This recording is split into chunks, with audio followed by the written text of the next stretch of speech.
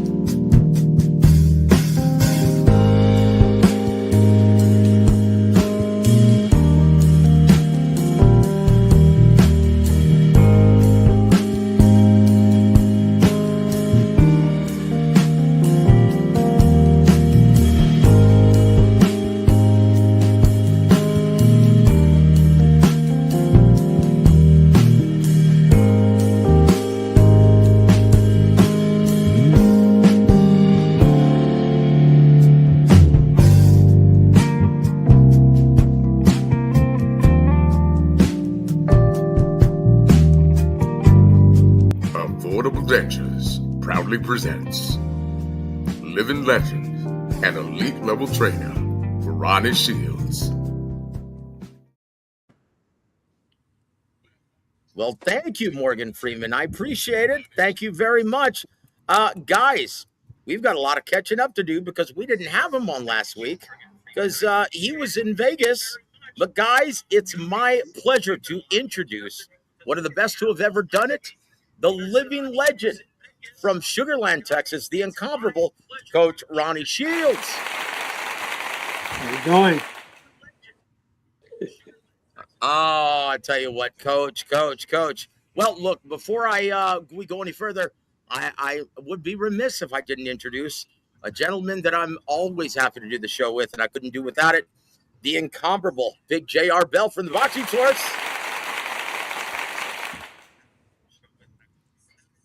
JR, how art thou, sir? Oh, good, man. Ready to catch up here with the coach. Oh, man. Well, look. I will say this, and it's probably a good thing, right? That, yeah. Well, look. Where do I even begin? Oh, did you stick around to see any of the fight action when you were in Vegas with your heavyweight Josh Edwards? Unfortunately, I didn't. I knew it, Coach. I knew it. Here we go. You get the Vegas gong, brother. But I'm sure you've seen what happened. And do you remember what we were talking about the week prior? We were talking about, I had been told what Master Joe Goossen's fight plan was, and I said, well, it sounds like a very dubious one to me. And you were like, well, let's just give him benefit of the doubt, see if it works. And you were just being nice, weren't you? I was trying to be nice.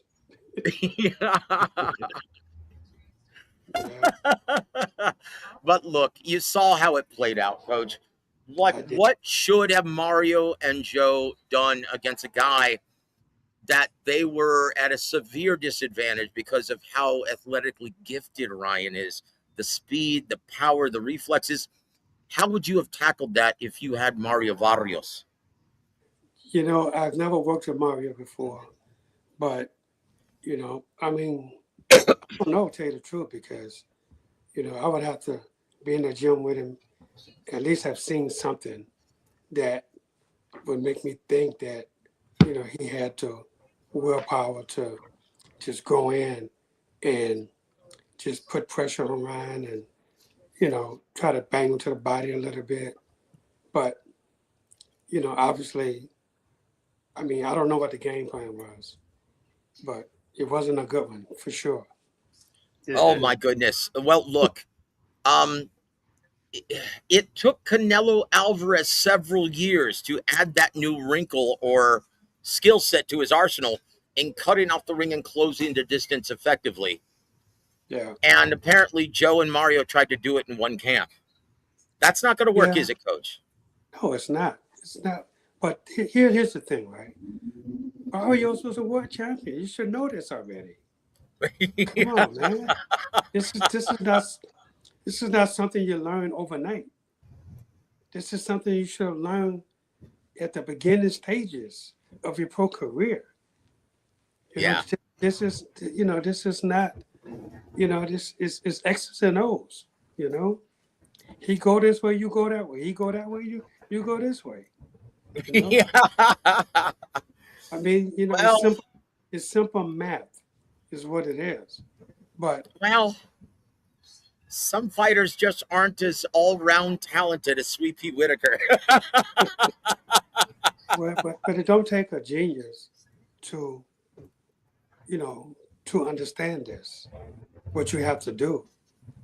I mean, but if he's waiting on Joe Goosen to teach him that, then what about the ones before him and before him and before him? Bob Santos, Rich Barrientos. Yep. I'll plead the fifth. Yeah. Yep. Well, look, I'll say this. It didn't help that, let me get your opinion on this. Joe Goosen was sparring Mario during fight week, 35 rounds, coach.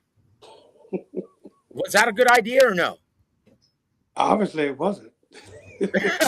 Well, look, he couldn't lose the weight in a healthy manner, so he ended up having to drop 16 pounds in one day before the weigh-in. That's why he came in dry as a bone on fight night, coach. Man, come on, man. This is all backwards. Yep. That's what I'm saying. I used 16 pounds overweight the day before the fight. Well, the day before the weigh-ins. Because he was eating like a horse while he was sparring. Man. That doesn't make sense. Yeah, well, this is all according to people on his team who told me everything during fight week. That's why I was insisting, hey, if you guys are going to bet on Ryan Garcia big. Because look, when this fight was first announced, coach, you and I were both talking about, hey, you know what? Mario has a good chance of winning this. Yeah, absolutely. If he stays on the outside, boxes him from mid to long range, because let's be honest, everyone who's had success with Ryan has boxed him proficiently from mid to long range, turning him, keeping him in the center of the ring, staying away from that left hook. Yeah. Why wouldn't you do that? I guess they wanted to surprise Ryan. Well, surprise.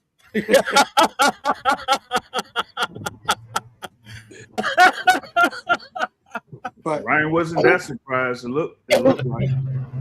But here's my take on some things, right? So he leaves this Bob Santos, right?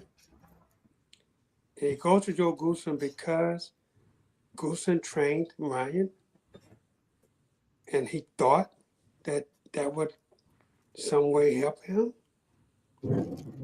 Well, I mean that right.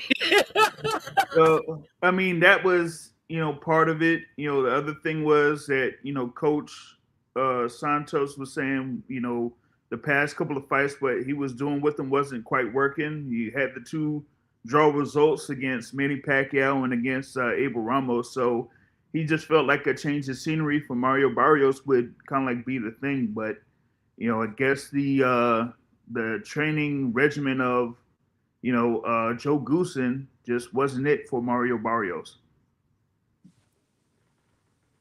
I guess. I would say that looking up at the lights with your back flat on the canvas is a change of scenery. Yeah, I would agree. But guys, let's take this time to say hello to our dear friends in the chats. Big Luke from now Pennsylvania. I hope you voted today, brother. God bless you, my friend. My brother in Christ right there. Also, Carlos, good to see you, my friend. Thank you for supporting the coach. Also, my brother Boxing Gems, Ryan, does an excellent job. Guys, if you haven't already, please go subscribe to Boxing Gems, a plethora of boxing knowledge right there. And thank you for supporting Coach Ronnie Shields on this fine day. Well, look, I'll say this. Coach, it looks like we're going to have to wait even longer now for Devin Haney versus Ryan Garcia, the rematch, even though that's the hottest matchup that can be made in the domestic United States. Instead, we're going to get Rolly Romero versus Devin Haney. That's a good fight. I like it. Yeah. What do you like about it, Coach? Well, because Rolly right now is on a roll, and he's feeling good. So we're going to really see how good Devin is, because Rolly is no pushover. Rolly can really fight, and if Devin can outbox him, and I don't see him going toe to toe with Rolly, but I do see him moving around a lot in this fight. Otherwise, I think he'll be playing it into Rolly's hands. But I think it's a good fight, and it's one that I think Devin is going to probably be the favorite, because I think Devin is a little bit more experienced, in the pro game now. But I really think this is a great fight. Well, you know why this is happening, right? It looks like Rolly Romero was getting ready to get mandated by Gilberto Mendoza Jr. in the WBA in fighting Shakram Giasov for little to no money. So he's like, hey, well, let's do a unification bout that trumps a mandated fight for a lot more money, even though this one is just as risky, if not more, because Devin Haney's a very good fighter, especially from mid to long range. Yeah, it's going to be a tough outing. But it's going to be for a lot more money. So Ryan's just got to wait. What would you do if you were Ryan's brain trust? Would you keep him busy, keep him active, fight your guy, Brian Norman Jr.? I would definitely do that. Yeah. Talk to us about this merger, Coach. And once again, congratulations, senor. Let me give you a round of applause for that. Congratulations. What transpired? Was it Adrian Clark who set this up? Yes, it was Adrian Clark and Jolie Mozone. They both gave me a call and asked me would I be interested in looking at Brian and seeing that maybe, something could happen between us, They told me he was going around to a few other trainers also, and they just wanted to see what fit best for him in his career. So he did that. He went around to a few other guys, and then he came here, and I think right away we kind of bonded right away. He liked the style that I teach. He likes everything about our gym. He likes all of the fighters that's there, and he just feel at home here. So he's here now.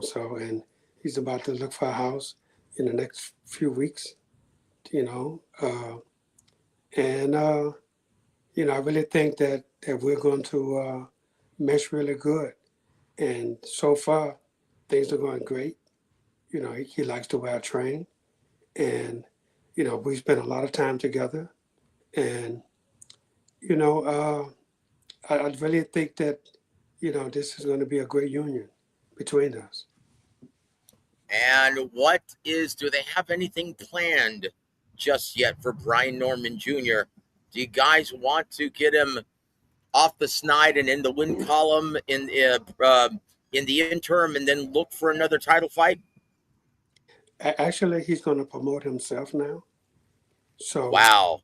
So Johnny Mazzone is going to hit the promotion for him, and they haven't spoken yet about what they're looking at right now, because they're just trying to get us to continue to just keep working together to make sure that we're on the same page, by the time we announce a fight. Whoa, wait. So this mean that Brian Norman Jr. may not be under Top Rank? Oh, this kind of messes up the article I just posted. Uh-oh, wait a minute. Uh-oh. Oh, oh man! Well, Looks like I can smell a reprint. As far as I'm concerned, right? I haven't heard anything about Top Rank, but I know he started his own promotional, and now it could be in conjunction. It could be in conjunction. God bless with you, sir. Salud. It could be in conjunction with them. I don't know, but I just know what I've been told. So gotcha. But props to Adrian Clark, Jolene Mazzone, and Fighters First Management. Of course, they are involved with Mr. Justin Paldo as well. Woo! Justin! Hey, another Schofield doesn't want that smoke. Who's he fighting? Erica Badu or someone? He said Erica Badu. That's crazy. Who's he fighting, Big James? Lucas Body. Oh, that's right. Lucas Body. Same thing. I think Erica Badu maybe has more talent. Oh, man. How come he's not picking on Justin Paldo? Ronnie? I have no idea. Yeah, you do. Yeah, I see milk on the whiskers, brother. He's pleading the fifth, Joseph. He's pleading the fifth. There it is. Always. Oh, yes. Okay. Very good.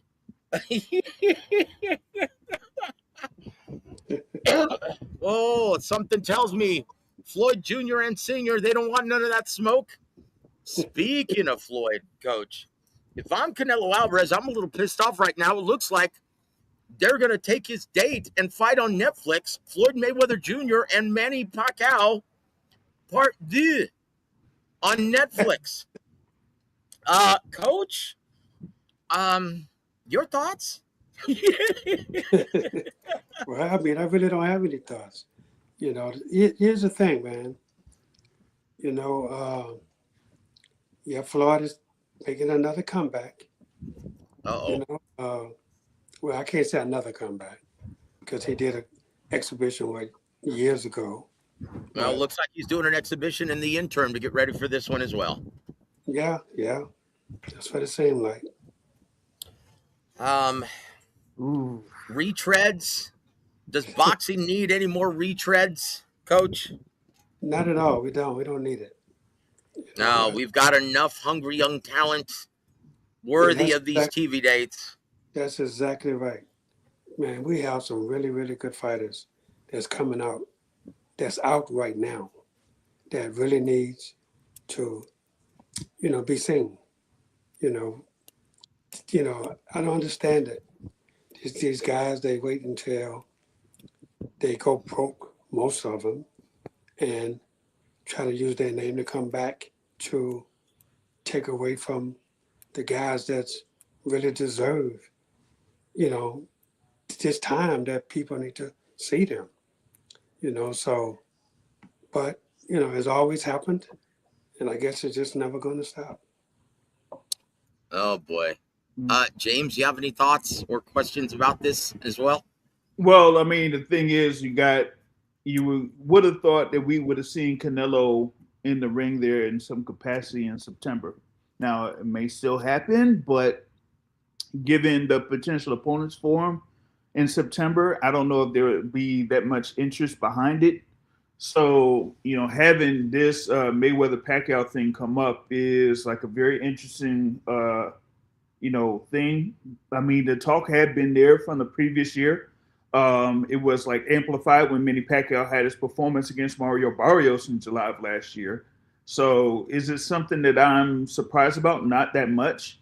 For Netflix, they're kind of like looking at it as, this is probably the highest generated fight that we could probably come up with. Given the current state of boxing, they're looking at it that way. It's bad on one side, but at the other side, when it comes to business, that's what they look at, as far as like the bottom line is business and viewership. So I think that's how you kind of like would look at it. You know what? I'm getting really tired of Netflix, to be honest. Like, they've got the opportunity to be the biggest stage. Look, they're putting on Tyson Fury. They're putting on Conor Benn versus Regis Prograis. Oh my God. And well, hold on, Coach. Am I just going nuts, or am I the only one who likes this matchup between Regis and Conor Benn? Regis being a pocket counterpuncher and a heavy-handed one at that. Is this his last chance for glory against Conor Benn, who's largely untested at 47? Yeah, absolutely. This is Regis' last chance. Regis had opportunity before, but Regis is a good fighter, He can really fight. So this is a great opportunity for him. But he realizes that, he's a huge underdog going into this fight.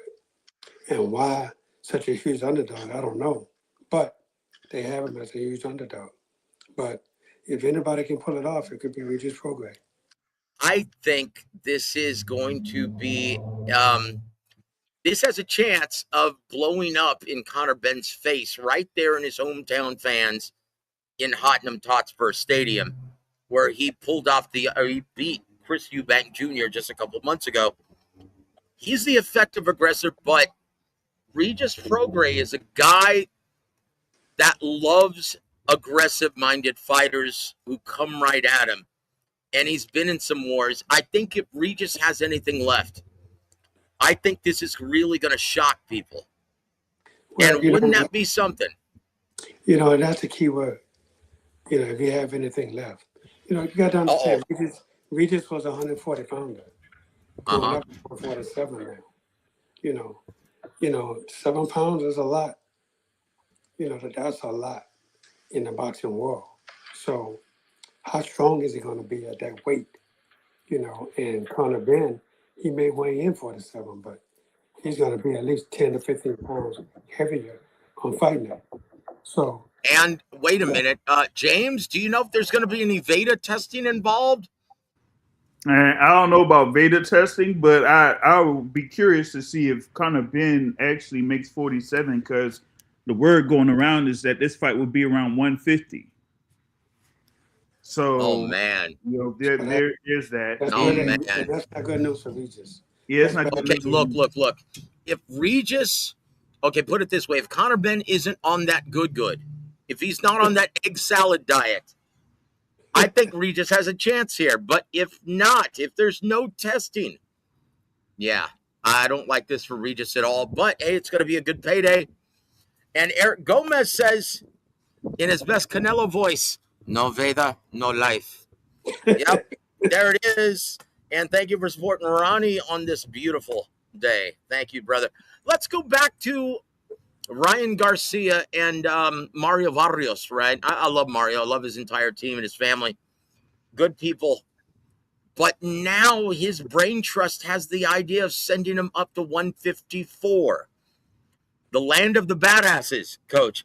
Arguably the most talented division in all of boxing, the deepest division in all of boxing.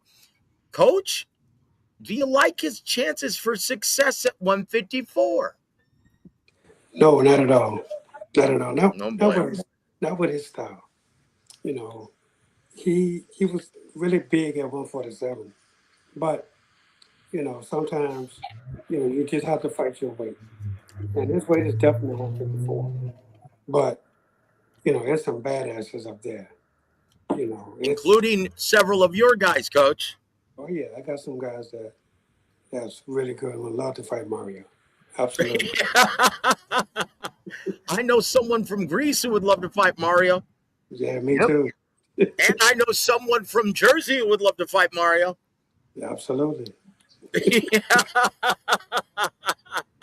Well, the one from Jersey is a middleweight. So he's a middleweight now. Yeah. We got the pro box thing coming up still. Vito, that's right. Vito is a middleweight. He's going to be fighting on Pro Box, isn't he? Yes, on April 11th. April 11th. I love it, guys. I love it. In New Jersey. Yeah, look, if I'm Mario Barrios, I'm going to be dialed in on Sebastian Fundora and Keith Thurman, picking on the loser who I think is going to be Keith Thurman, and you can bill that as a return match and a revenge fight and a loser go home match. I think that would be interesting. What say you, Coach? Yeah, absolutely. I think that'd be something. Something for if it happens that way that Thurman loses, then I think Mario ought to look at that. Okay, so his team seems to think. Matches. Well, look, yeah, I know. Well, his team seems to think that they have a good chance of getting the Errol Spence Jr. fight. Coach? Mario's team. Well, I mean, that's a strong possibility. I don't see why not. I don't know what weight Spence is going to back it. Is he going to be at 54 or 47? It looks like, for all intents and purposes, they're coming back to 54, getting ready for a fight against Tim Tszyu. Yeah, that's in my opinion, though. That's a really good fight. You think that's a good fight for Errol Spence Jr. or tune-up for Tim Tszyu? Absolutely. I think for Errol Spence, I think that's a good comeback fight for him. Mario Barrios. Well, looks like Louis DeCubas isn't crazy after all. Because that's who suggested it, Coach. Yeah, I mean, I think that's a great fight. Look, Tim Tszyu has been on the down for a while now. For his last couple fights, where he won his last fight. But before that, his last two fights before his comeback fight, he didn't look so good. But, he got a win under his belt now. Maybe he thinks he's back. But if anything, that's a great fight because he's choosing a name that everybody knows, and he wants to be relevant. And he realizes that he, in order to get back to the top, he has to beat Errol Spence. But on the flip side, I think for Errol Spence, that's a great fight for him because Tim Tszyu fights exactly the way he wanted to fight. Yep. There it is. And Daisy, we want to welcome you to the show and thank you for supporting the coach on the stage. She says, if Canelo fights anyone in the Independence Holiday weekend, Navarrete already said he's ready to fight on the undercard. We're going to talk about Emmanuel Vaquero Navarrete in just a second. But let's focus on Canelo. In my opinion, I think he's going to take on the winner of Armando Resendez versus... Hold on, guys. Let me do this correctly. Versus... Hitman. Woo! Jermall Charlo, guys. May 2nd. It's going down on the undercard of Benavidez and Golden Corral, Zurdo Ramirez. Yes. Boy, that guy looks like a biscuit shy of heavyweight, doesn't he? Yeah, he does. And have you seen how big his cranium is, too? My goodness. His head looks about as big as Conor Ben's right now. Jeez. But look, so tell us, how is Charlo looking in the gym right now? I know you guys are already preparing. Is he ready to take on a world titleist right out of his inactivity? Absolutely, without a doubt. The thing about it is, Jermall's a fighter. This is what he does. And, although he hasn't been active, he's still, he had the one fight, against Conflict in a manner that, that went his way, but, it wasn't a hard touch for him. It was a soft touch. Mm-hmm. Still, all in all, Jermall is who he is. And, he's one of these fighters that, he loves the game. So he just has to continue just doing what he does, keep training hard, and everything is going to fall in line. Oh, boy. And are you... now, once again, you don't like to look forward past Armando Resendez, tough guy, earned that title victory against Caleb Plant. But if things go well, Are you guys looking at Independence Day weekend with Canelo Alvarez in Riyadh, Saudi Arabia, barring any wartime interference?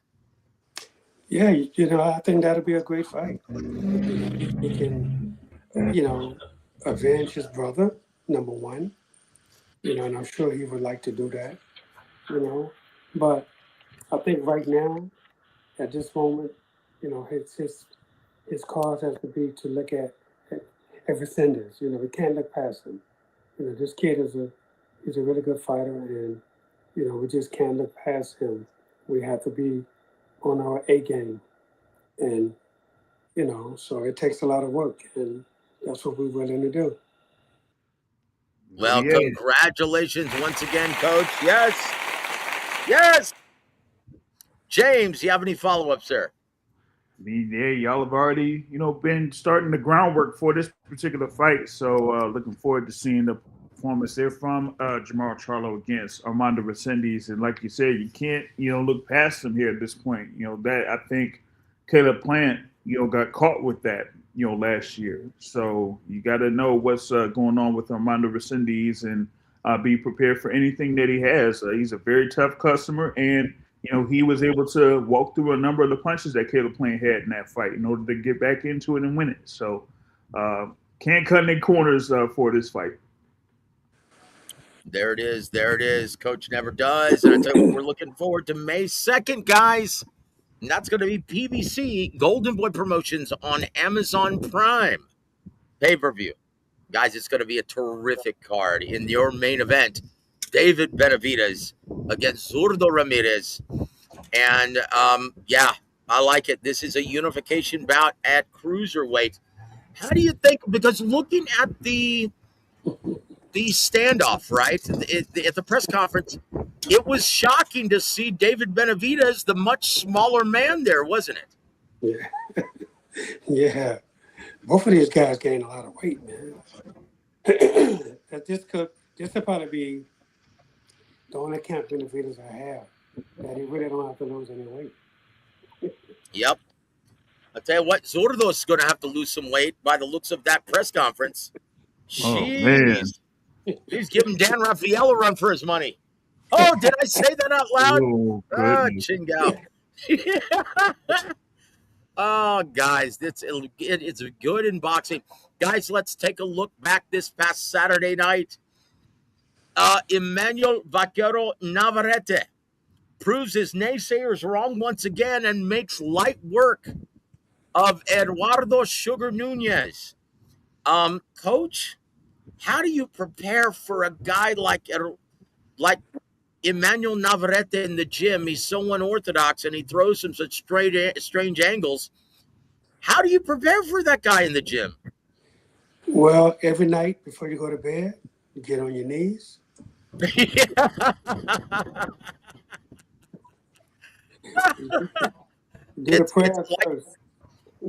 It seemed pretty clear to me that he had no idea how to combat Vaquero.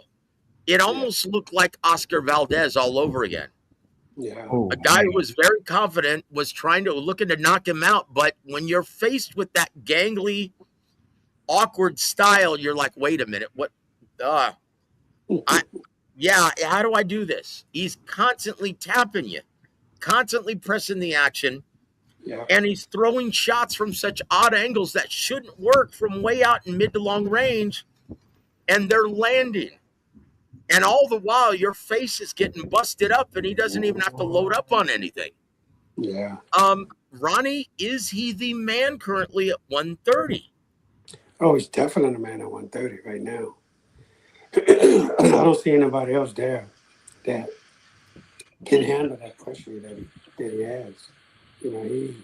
He's such a good fighter, man, and he touches you everywhere, and that's the thing.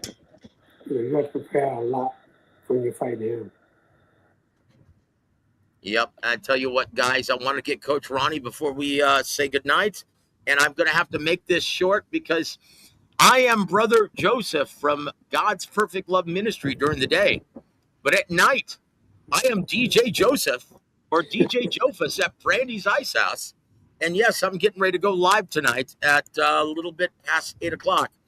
So, guys, if you're in the San Antonio area, come by Brandy's Ice House. I'm going to be DJing and hosting karaoke tonight. But look, it's rumor has it that because of the commercial and critical success of Shakur Stevens and Teofimo Lopez, ESPN is now sitting down with Top Rank Inc. and renewing their deal. Is that good news for boxing, Coach? I think it is. I think it's great news. I think it's great news. And I think, Top Rank has a lot of good fighters. And I think ESPN probably came back and said, you know what? These guys deserve another chance. I just hope that it all works out, that the ratings can be really great. And they could see that boxing, people still love boxing. So. Oh, look at this. My brother Eric says he's requesting Casey and the Sunshine Band tonight. Coach, what's your favorite Casey and the Sunshine Band? Is it Get Down Tonight? Oh, yeah, that's the only one. Do a little dance. Make a little love. Get down tonight. Oh, and it's my brother, one-ton Ryan Singleton. My brother in Christ says, Joseph, I wish I were in San Antonio. You could be sure I'd come by and sing some Eye of the Tiger from Survivor. Yes. And I'd do the backups for you, brother. It's good to see you, Ryan. Thank you for supporting Coach Ronnie Shields, future Hall of Famer, on this beautiful day. Look, guys, coming up on the boxing schedule, obviously I touched on Sebastian Fundora versus Keith one-time Thurman. Coach? What? Look, Sebastian Fundora is the sizable favorite going into this fight. What does Keith have to do to win this, Coach? Well, I think Keith, he can't sit on the outside. You just can't do it with Fundora. It's been proven that Fundora can be knocked out. Okay? So I'm sure they're looking at that fight and seeing everything that happened in that fight. And I think you'll see Keith throwing a lot of overhand rights. A lot. But I just can't see Keith winning this fight. I just don't see it. I think, he has the power to do it. But I just think Fundora has improved so much that he knows what to look for now. Yeah. Look, well, best of luck to you one time. I don't know what else to say about this, Coach, but I agree wholeheartedly. And yeah, well, credit to him for getting in the ring. Hopefully he makes it to the ring this time. Yeah. You never know with Keith. You never know with Seabass. Let's just hope for the best, guys. It's scheduled for March 28th. Also on March 28th is a return of Moses Itelma. Yep. And guys, later on in April, we've got Derek Chisora versus Deontay Wilder. Coach. Oh boy, Coach. Are you going to even watch this fight? I may watch it. Because you know what? I really think it's going to be a knockout. And the problem is I don't know which way it's going to happen. Uh-oh. Look, I hate to say this, guys, and it hurts me to say this. My money's on Chisora. See, I love bringing up Derek Chisora to Coach Ronnie because he always calls him one of my favorite breakfast tacos, chorizo. Yes. And Ryan says, I think Keith's one time was a long time ago. So you're telling me he's Keith's once upon a time Thurman. Ryan. Yep, there it is. And look, Eric, he agrees with you too, Coach. He says Fundora has come into his own. He's got his man strength now. Yes. And he is using his range finally, Coach. Yep, finally using that range. And let me tell you something. And the crazy thing is he can punch. You know, he's a really good puncher. So you have to really smother this guy. You know, you can't beat him from the outside because he's established his jab now, and he wants to keep you on the end of it. But he wants you to get close because he can fire them huge uppercuts that he throws down. Oh boy, yeah, he can beat you up at any range, and Keith is gonna. Well, he's just going to have to keep moving. He's going to have to use his feet in this one. I don't know if the old man can do that for 12 rounds. Moving in and out of the pocket. We're going to have to see. We'll see, guys. Eat your Wheaties, Keith. And want to say hello to our dear friend, Toby Bartlett. Thank you for supporting the coach on this day. Good to see you, my friend, across the pond. Speaking of across the pond, there's also another great heavyweight fight slated on the boxing schedule. And that's going to be Fabio Wardley defending his title against Daniel Dubois. Coach, is this a 50-50 fight or what? I really believe it is a 50-50 fight. You know, look, I think whoever gets hit first is going down. Both guys can crack. Both guys are behemoths. Both guys are huge. Yeah. They're like both 6'5", 6'6". No doubt. And is that why Usyk is fighting the kickboxer? Coach, he doesn't want any of that British smoke? He's fighting a 1-0 guy. What kind of mess is that? Can't believe it. Well, look, fight a 1-0 guy. Look, there's a chance this fight might not come to fruition because of just the turmoil in the Middle East at this time. Let's just pray that everyone remains safe and this gets concluded very, very quickly. Because if the fight were now, it would be called off. They would have to move it somewhere else because, the Giza pyramids in Egypt, that's not going to happen, guys. Let's just, we support all of our men in the military, in the service, and we hope that they remain safe, right? Absolutely. God protect all of them. But Eric says, Usyk, shameful. Well, look, I've got mixed feelings on that, though, Coach. Do you think Usyk deserves a tune-up like this? A stay busy fight? Well, look, you know, here's my problem with that, right? You have fighters. You have fighters that's ranked in the rankings, right? And you work hard to get a ranking. And when you finally get a ranking, as long as you're in the top 15, you can fight for the world title. This guy is 1-0. Where is he ranked at? Is he ranked anywhere to get a world title? He's a legend in the kickboxing universe. Okay, I understand that. But does that kick over? Does that kick over to the ratings of WBA, WBC, IBF, WBO? Does that kick over to that? Not that I know of, Coach. That's my point. All of these guys that has been busting their butt to get a ranking, they finally got there, and they skipped over them and put in a kickboxing. Tomato, Coach. So I'm saying that to say this, right? I'm training a guy named Junior Santos.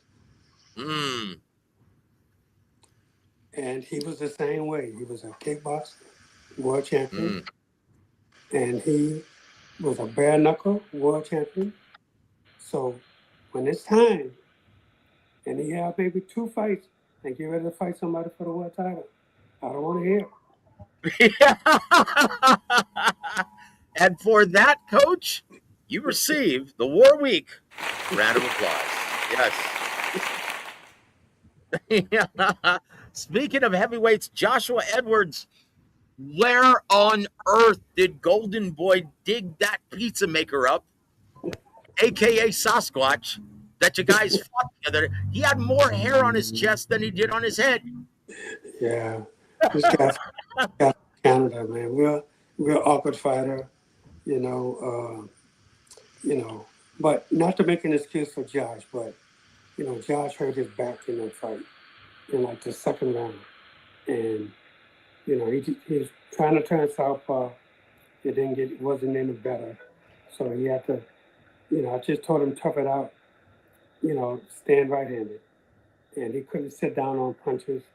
Otherwise I know Josh would have got him out of there. Yeah, this guy was he looked like he didn't try to win. He was trying to survive. He was moving the entire time. And look, how about that footwork, Coach? Oh, boy. Yeah. Ah, jeez. Yeah. Like I said, where did Golden Boy dig up this guy? Yeah, he looked like he just mowed my grass the week prior. Jeez. No offense to all of the fans of Carpaccio, the pizza maker, whoever his name was. I don't even remember his name, Coach. Ching Gao. But hey, like the old saying, like the old adage goes,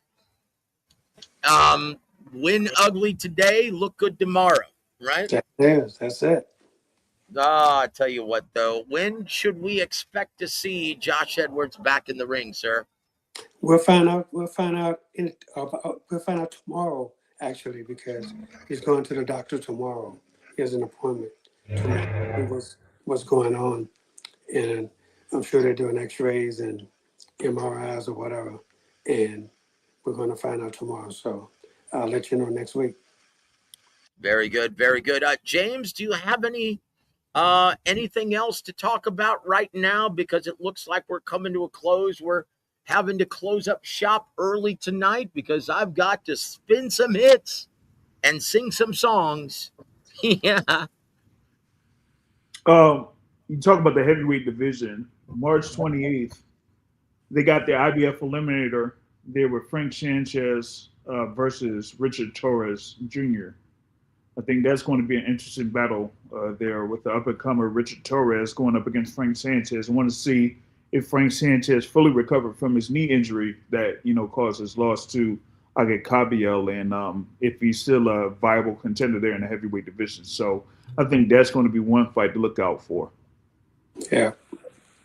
Coach, who do you like in that? I like Sanchez. I think because of the experience, because of the amateur experience he has, and the pro experience that he has also. Torres is young, strong, but he just comes straight forward. If Sanchez can start backing him up, Sanchez have a great chance to win.